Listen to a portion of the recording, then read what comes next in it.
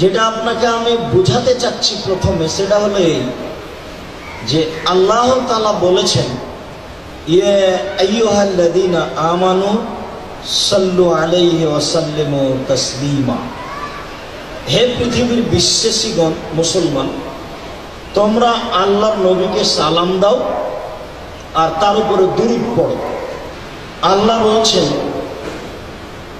যে পৃথিবীর মানুষ তোমরা নবীকে সালাম দাও, পৃথিবীর মানুষ তোমরা নবীর প্রতি দুরূদ পড়ো।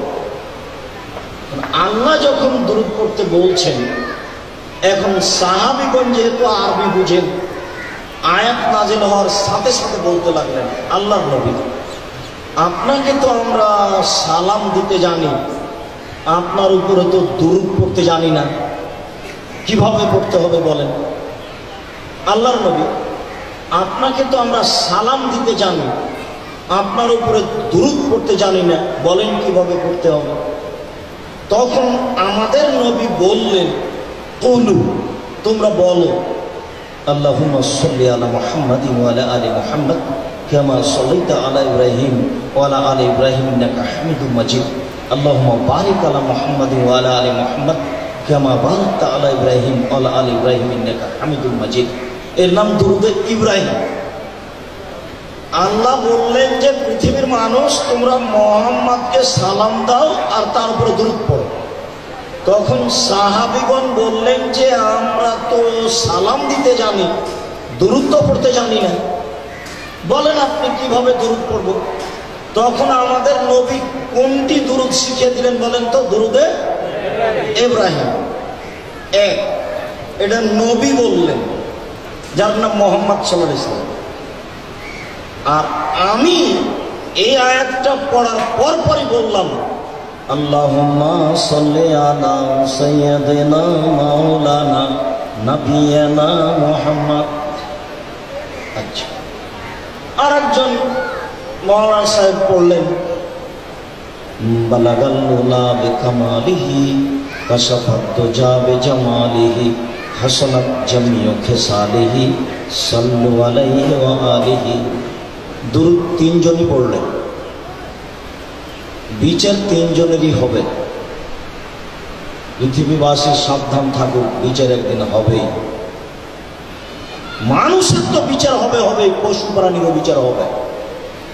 মনে রাখবেন, মানুষের তো বিচার হবে, পশু প্রাণীরও বিচার হবে। একটা শিংওয়ালা ছাগল যদি একটা অশিংওয়ালা ছাগলকে গুতা মেরে থাকে, তাহলে অশিংওয়ালা ছাগলকে আল্লাহ বিচারের মাঠে শিং দিয়ে বলবেন, তুমি গুতা মেরা পরিশোধ করে নাও, বিচার একদিন হবেই।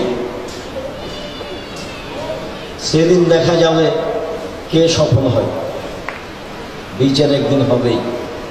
সবাই তো ইচ্ছা মতো দুরূদ পড়ে নিল, তাই না? হজ সফরে যাব, তা হাজি ক্যাম্পে ঢুকেছি, ঢুকতে দেখছে একজন মওলানা মানুষ, বেশ উঁচু লম্বা, জোয়ান, স্বাস্থ্য ভালো, চেয়ারে বসে আছেন, মাথায় টুপি আছে, আল খাল্লা পরনে আছে। উনি বলছেন, লাব্বাইক আল্লাহুম্মা লাব্বাইক, লাব্বাইক লা শারীকা লাক, লাব্বাইক ইন্নাল হামদা ওয়া নি'মাতা লাকা ওয়াল মুলক লা শারীকা লাক। চিৎকার করছেন আর বলছে। তো এক পর্যায়ে থামলে আমি বলছি, আচ্ছা ভাইজান, এইটা তো পড়তে হবে ইয়ালাম লামে, যখন এহরাম বাঁধা হবে তখন এটা পড়তে হবে। বিমান যখন ইয়ালাম লামের উপর দিয়ে যাবে, ভারত, বাংলাদেশ, পাকিস্তান, এমন দেশে, এই চারটা দেশের বিমান যখন ইয়ালাম লামের উপর দিয়ে যাবে, তখন বৈমানিকের পক্ষ থেকে বলা হবে আপনারা এহরাম বাঁধুন, এহরাম বাঁধুন। তখন এই বিমানের লোকেরা বলবে, লাব্বাইক উমরাতান, উমরার জন্য আমি এহরাম বাঁধলাম। লাব্বাইক আল্লাহুম্মা লাব্বাইক, লাব্বাইক লা শারীকা লাক, লাব্বাইক ইন্নাল হামদা ওয়া নি'মাতা লাকা ওয়াল মুলক লা শারীকা লাক। আমি বলছি যে ভাইজান, এটা তো ইয়ালাম লামে বিমান যাবে, তখন বলতে হবে। তো আপনি যে ঢাকা বিমানবন্দরে বলছেন, তখন আমাকে বলছে যে ঢাকা বিমানবন্দর কেন, বাড়ি থেকে বললে চলবে? নেন এবার। তাহলে নবী বলছেন ইয়ালাম লাম, কিছু হুজুর বলছেন ঢাকা বিমানবন্দর, আর কিছু হুজুর বলছেন বাড়ি থেকেও চলবে। আমি আপনাকে বলিনি যে কোনটা চলবে, এইটা আমি বলিনি। এমনিতে সূচনাতে একটা কথা রাখলাম, পরিচালকেরা আমাকে আটকে রাখতে চায়, আমি তা কোনোদিন করিনি। তবে আমি কোনোদিন পরিবেশ দুর্বল করিনি। আমি কোনোদিন আমার জীবনে দীর্ঘ 25 বছরে ফাঁক রেখে কথা বলিনি। আপনাকে আজও আমি যে 3টা কথা বললাম, ওইটা আর এটা আমি বলিনি যে আপনি এটা করেন। আমি আপনাকে বলতেও চাচ্ছি না। তবে আপনি বিশ্বাস করুন, মাছ দিয়ে ভাত খেলে কাঁটা ফেলে খান। কাঁটা সহ খান না ফেলে খান? কাঁটা ফেলে খান। কাঁটা ফেলে খাওয়ার যদি বুদ্ধি হয়, তাহলে ধর্ম কিভাবে মানতে হবে এটারও বুদ্ধি হওয়া উচিত। বিচার একদিন হবেই, বিচার একদিন হবেই। হাফিজ সাহেব 10 জন ছেলে নিয়ে হিফজখানার এক নতুন বাড়ি দোকান উদ্বোধন করতে গেছে। বাড়ি 10 জন ছেলে কি যেন পড়লো, পড়তে পড়তে 1 ঘন্টা পরে হুজুর বলছেন যে আমাদের কোরআন খতম হয়ে গেছে। তখন বাড়ির মালিক বলছেন যে এত তাড়াতাড়ি? তখন হাফিজ সাহেব বললেন কোনো সমস্যা নেই তো, ওই ছেলে 1 পারা, এই ছেলে 1 পারা, এই ছেলে 1.5 পারা, এই তো অল্প ওখানে 30 পারা হয়ে গেছে। তখন উনি আর কিছু বললেন না। এবার ছেলেরা যাচ্ছে তাদের প্রতিষ্ঠানে, মাদ্রাসায়।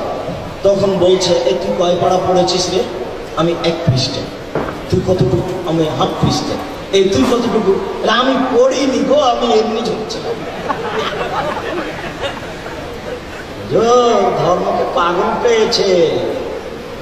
धर्म হচ্ছে राजशाही चांपाइनबाबगंज हवाई लड्डू, दोनों हाथ में लड्डू है, जो चाहे उसको खा ले, जो चाहे उसको छोड़ दे। जी ना, धर्म একজন মানুষের উপর নির্ভর করে যার নাম মুহাম্মদ সাল্লাল্লাহু আলাইহি ওয়াসাল্লাম। পৃথিবীর কোনো মানুষের কথা দিয়ে ধর্ম চলে না।